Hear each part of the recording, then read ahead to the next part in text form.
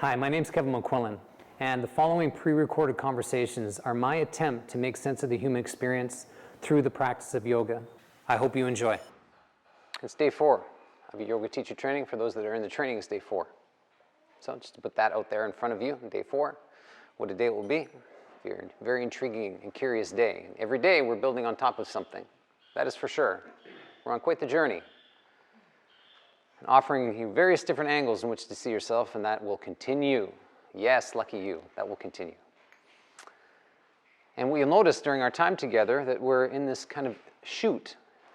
We're in a chute, and that chute will start to narrow, and it is. We're getting more specific, and more specific in terms of alignment, breaking down poses, more specific about themes, more specific about the questions in which we ask, the conversations we're having, the activities, and these kinds of things. And that is by design. So you get to see yourself. And this morning is no different. And that's what we're doing here. We get to be here. I'll lay this out as clearly as I possibly can, and we'll see how that goes. The attempt is to be coherent and to offer you something that you can relate to in your life. And so really consider that this morning, the theme. And the theme today is perseverance. And you think about perseverance and the word perseverance and your relationship to it, and that's intriguing. You'll have an interpretation of perseverance and a relationship to it, for sure. One common interpretation around perseverance is like toughen up and push through. It's like, okay, I've got to toughen up and push through. That's one common relationship to perseverance. And so just think of yours, whatever your relationship is to perseverance, because that's useful. And then if you think about perseverance and what's the opposite of that, it'll sound something like, to hell with it. Something like that. Perseverance, we take something on, typically. Yes, I'll take this on, I'll take you on, I'll take this task on, I'll take the world on, whatever. And there's a level of perseverance that has to be attached to that commitment. And then the opposite of that is dumping our responsibility. Yeah, it's not important. No, to hell with it. These kinds of things. No, I will not go on a handstand. No, something like that. And so that's what we'll explore here, but then throughout today. This experience in your relationship to perseverance. In the attempt that you update your relationship to it, that's what we are, that's the deeper intent here, is that you update your experience and interpretation of these concepts that are so prevalent day to day in the human experience. Because often we don't do that. It's like something is just passed on to us, we adopt something, and that's just how it is, and that's the way it stays. And that's not ideal. Because either we outgrow it or it outgrows us kind of experience. And so up on the board, I always like to put some distinctions, and I put some distinctions up. On the left side of the board, it says, to hell with it. And so what does that mean, to hell with it? Well, let's explore that. Being offended, thin-skinned, or I already know enough. I already know enough, which is arrogance. And so if you think about you, the individual, one is going to be more prevalent in your practice. Maybe you lean on the side of being offended. Maybe you're on the side of, I don't already enough, I don't need to know anymore, I already know enough, the arrogant side of you. And that's worth defining. Which extreme are you more comfortable with? Both are unattractive. That's for sure. Both of those choices are unattractive. Those outcomes, absolutely. If you ever spent time with somebody that's perpetually offended, it's very difficult to be with them because there's nothing to say. If I say this, you'll be offended. So best I don't say anything. And we'll just stare at each other and see how that goes for a while. It doesn't work out very well. There's not much relationship in that. And at some point, you'll abandon the relationship. At some point. And if you're smart, you do it as quickly as possible. Because that's the recipe where you can't be yourself. It's impossible because you're too offensive to somebody. And if you stay in a relationship like that, it'll crush you. And if you've been in a relationship like that or are in a relationship like that, you know what I'm speaking about. It's a crushing experience. It doesn't feel very good. It's constricted.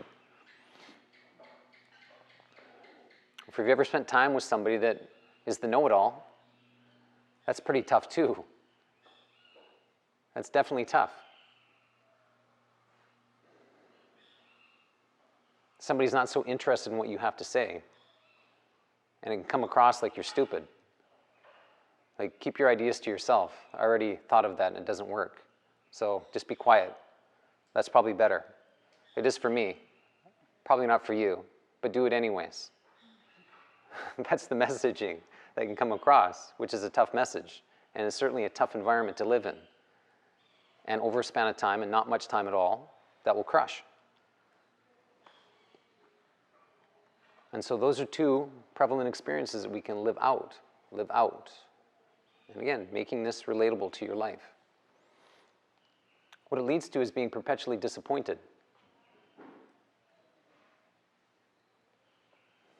I'm hurt or I'm bored. Hell of a thing, isn't it? Wow! And again, perhaps you could see yourself in this. Which side are you on? Do you get hurt often or are you bored often? And we toggle back and forth sometimes, but one is more prevalent. And this is good for you to know and to see yourself in this conversation. Because if you can see yourself in this conversation, you can see where there would be some constrictions in your relationship and the experience you're creating for other people by behaving this way.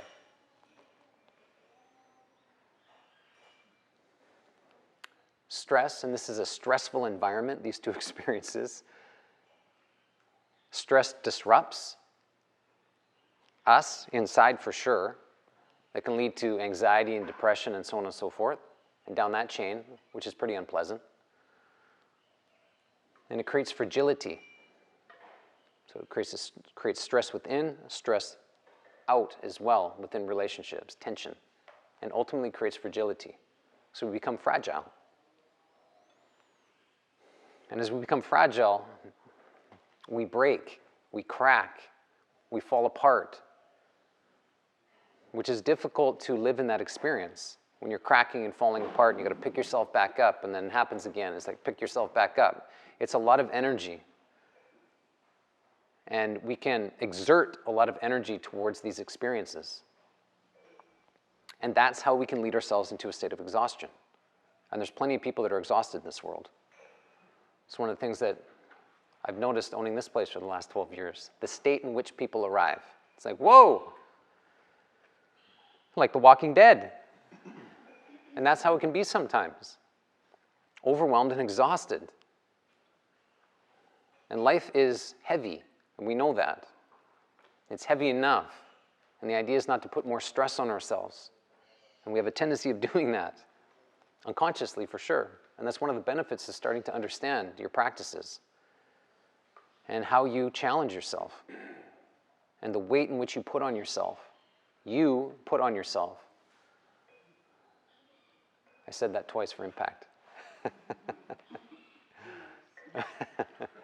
What ends up happening is it's a confrontation. You're a walking confrontation. We turn into a walking confrontation and we become defensive. And we spoke about that last night. A riveting conversation last night around confrontation and defense. And what happens when you get confronted? The tendency is to get defensive. Ha! I'm on alert. This isn't safe. I'm not safe. You're not safe. I have to defend myself. And so best I do that as quickly as possible. The way in which I know how to do that is I get frustrated, or I get mad, or I get angry, and rage, these kinds of things. And I look to dominate the threat as quickly as possible. The threat typically is other people. You're a threat, and I need to eliminate you as quickly as possible, is the message. Ha! And we can be on defense often. Often. And so often we don't know anything different. That's the risk. And when that occurs, we withdraw. And you'll notice that in confrontation, at some point, there's this withdrawal, withdrawing away from other people. And in that is loneliness. You're a threat, I need to dominate you, and then get out of the situation as quickly as possible to protect myself. I'm no longer with you, I'm with me, that's better. We do that here, I'll do it there. If I do it here, I'll do it there. And we're putting up these invisible walls in some ways of self-protection. Because the thought process is, if one person's a threat, that means everybody's a threat. And that's how we can move in the world, to see people as a threat. And how that can create this experience that the world is not safe. I'm not safe. I am in the world with a bunch of walking monsters. Monsters. People that will hurt me. And in the extreme, in this strategy, this experience, is like a shut-in. Somebody that does not leave their home. That's like an extreme case. I'm not safe, I will not leave my home because it's not safe. If I do, I'll be hurt. And I can't do that. It's too painful to be hurt, so I won't engage with the world. Or I'll do it from behind a screen, or peering through a window, or whatever it may be.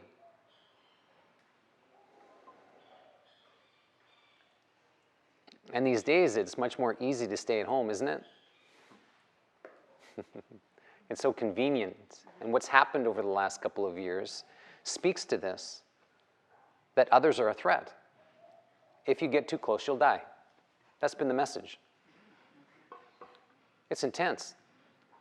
And that has an impact on us that is not easily shooken away. Because it speaks to something that's already there. And all that's happened is it's been strengthened. Now, it's not like this new invitation, this new thought, this new experience. It's playing on our fears. And the fears associated with survival. And it's very challenging to get out of that mindset. It's a fixed mindset that you're not safe. And to notice what that does to you. Nothing good, that is for sure. And it challenges the very thing that we want and are pursuing, is relationship, connection, intimacy, a sense of safety and security. We don't get that the way we get that in relationship with others. Meaning we can't create that on our own the way we can with others. It's like we're safer in numbers. And that's true. 2 people are better than 1, 4 people better than 2, and so on and so forth. And that's why community is so important to us, because we're not on our own. We don't do well on our own. And there's plenty of people not doing very well these days on their own. And they'll be very challenged to re-engage into society, are now and will be in the future, which is unfortunate. But it's also our responsibility to engage, and to find the way to engage. It has to be that way, and that's where perseverance lives. To see the value in pursuing relationship, connection, community, and to be after that in a meaningful manner. Because if not, it'll pass us by. And at some point we'll be old and lonely, and then we'll die. That's the reality. And that reality is waiting for all of us. And it's like, okay, maybe that's not a good outcome for my life. And if I shifted and changed some things here, present time, perhaps I could prevent that from happening. And taking preventative measures now, sacrifice what you must here, so you can have the kind of experience you want later on in life. And that will happen through relationship, absolutely. And so the noticing here is how you relate, not only to yourself, but how you relate in relationships. And how you can, make it difficult to be with you. And the left side of the board, what we just spoke about, is how you can make it difficult for other people. If you're perpetually offended, nobody can speak to you.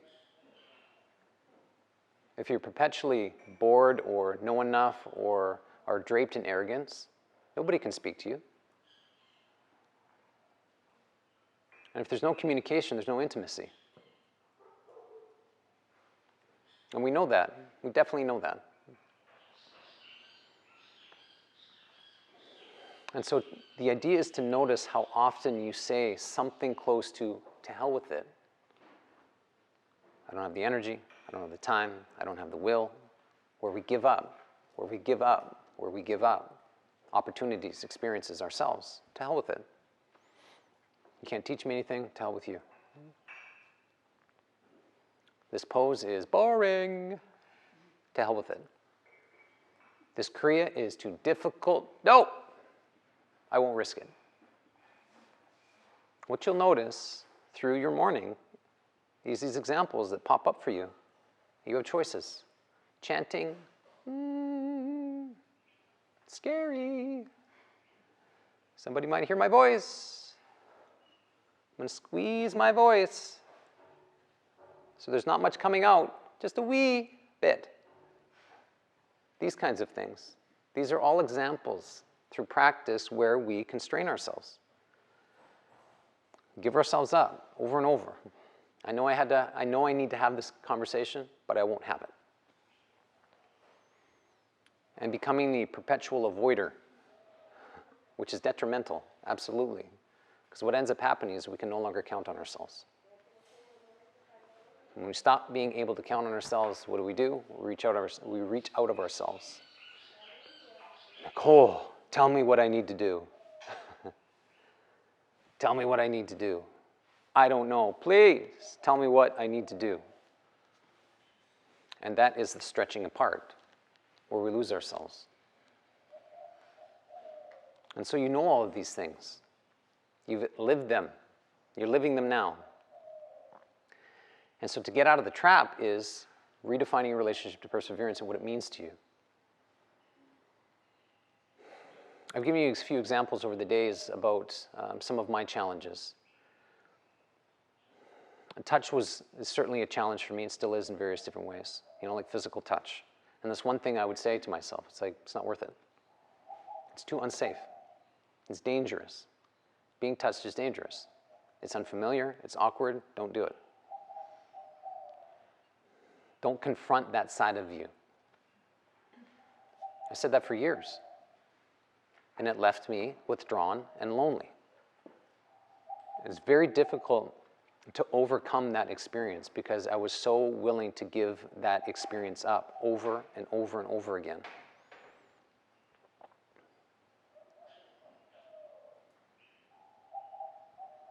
And so many examples where I can see myself saying, to hell with it. I have this interesting experience happening here in my space. Oh, these lessons, I tell you. It's like, okay, I'm framing out this theme. It's like, okay, this is interesting. What pops up? Example. It's like, okay, you want to teach this? Then here's the example to live it. And so that's what I have to do is, it seems that there's somebody in my space stealing from me. And it's hard to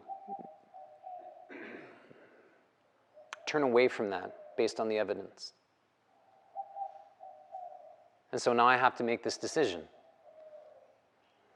To confront it or to say to hell with it. And there's a part of me that wants to say to hell with it. It's not that big of a deal. Because part of it is what I have to confront. And there's this element that you don't deserve good things anyways. So this is what you get. And if I was to confront this and say you're fired or get lost or whatever I need to say, what does that mean for this place? Will I be shorthanded? Will experience suffer as a consequence of my decision to remove somebody from my space? Will it impact the teacher training, a guest experience, these kinds of things? And so that's what goes through my head. And in the past, at times, it's like, it's not worth all of that, so don't bother. To hell with it. But what I sacrifice is values, my own integrity, and allow people to take advantage of me. And I've allowed that in my life. I've been taken advantage, it's disturbing to even think about.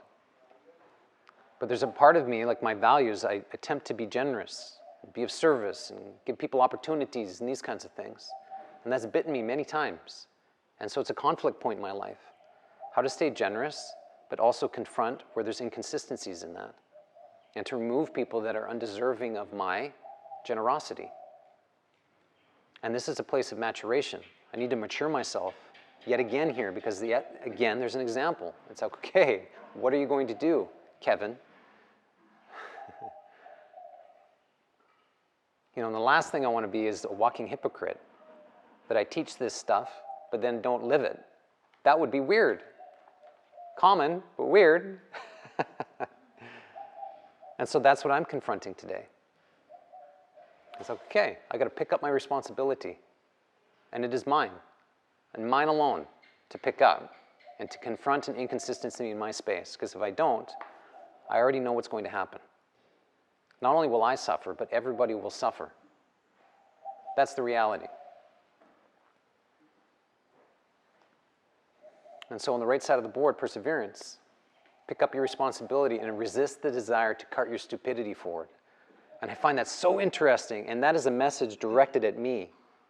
Resist that desire, Kevin, to keep hauling your stupidity forward. To continue to create the outcomes you know that don't work for you. So stop it, damn it.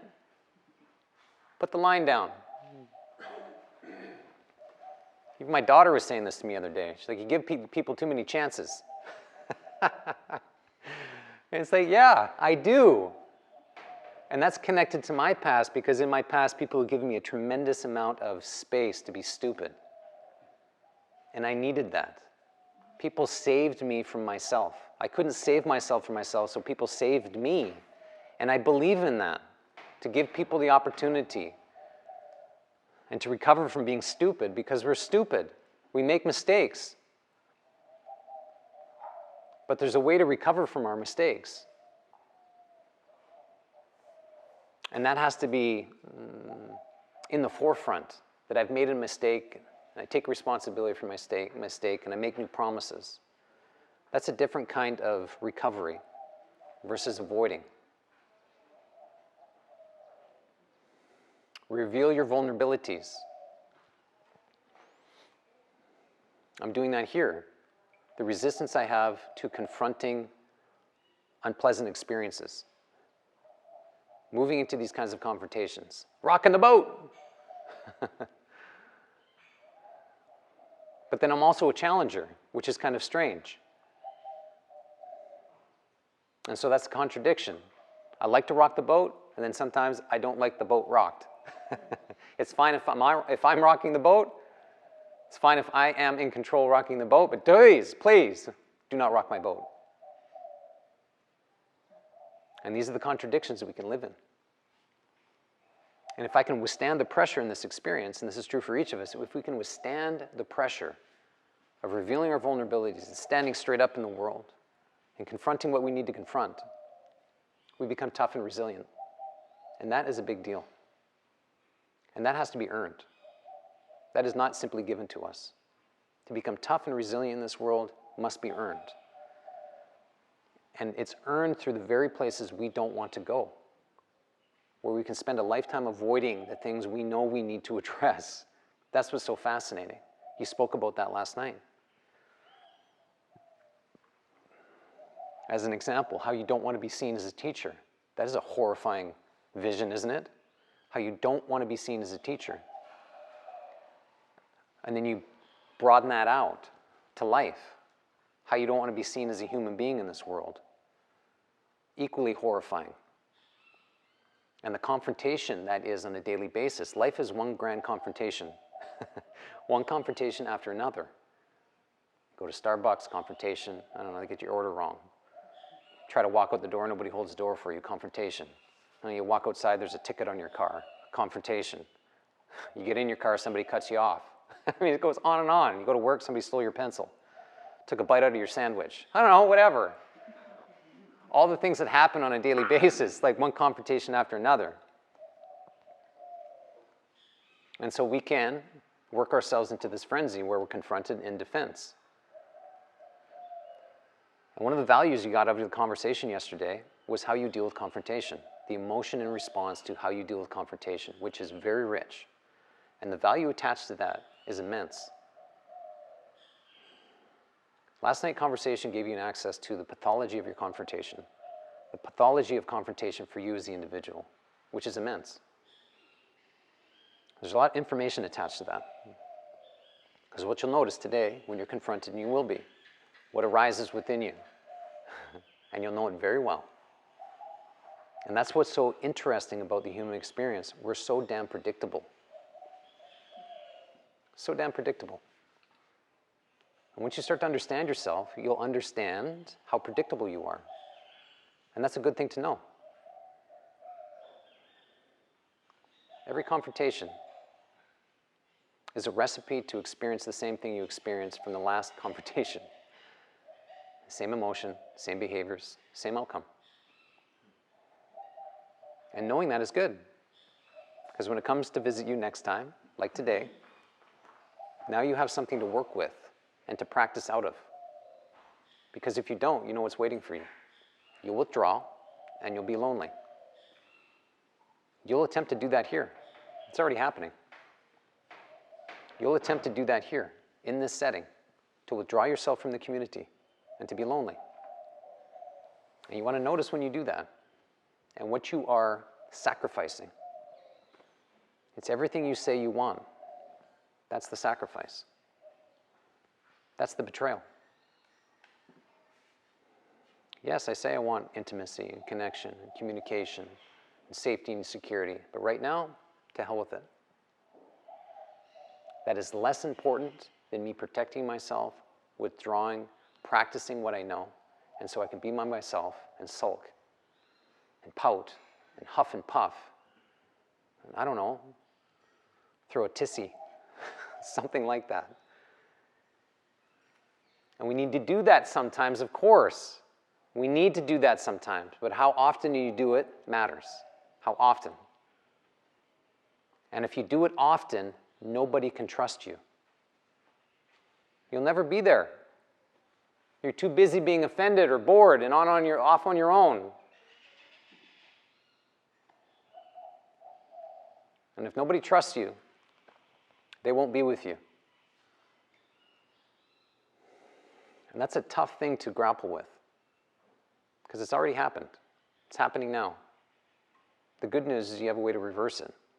To be much more consistent in your life. For you, for others, for your life. And to practice outside of this experience. To hell with it. To hell with it. And so I do have a question for you. Just to make this real for you. If you think about what you say that aligns or is close to hell with it, what do you say to yourself out loud sometimes? What's your own unique phrase you say when you give up or, nah? Interesting, isn't it? I don't have the energy. The energy. Great. Anybody else? Life's too short. Yep. Life's too short. Blah. It's not worth it. It's not worth it. Thank you. Yeah. Same shit, different day. Same shit, different day. Yep. Okay. Sounds good. Nicole? Fuck it. Okay. Yep. Fuck it. Great one. Yeah, that's a stiff one. Okay. Good. Anybody else? I'll start tomorrow. Thank you for that. Yeah. Yeah. Mañana. Yeah. Tomorrow. Very good. Anybody else? Your own unique. How the hell did I get here? Okay. Okay. Very good. How the hell did I get here? I mean, not here, but generically. Yeah. So this is an interesting view and one worth tracking today because it will bubble up and it'll be right there and you have choices to make. And what you'll notice is your desire to choose what you know. And will you choose something else? Much more aligned to your intention, what you're doing here and what you're pursuing. And so that's the attempt today. Let it be wildly rich for you, and we'll continue to deepen these conversations as we move ourselves along. And by the end of today, you'll know yourself that much more. The wonder that you are. Ready for the day? Fantastic. Day 4. Are you ready, Sarena? It looks that way. Okay. You're going to move to your mat. Move to your mat.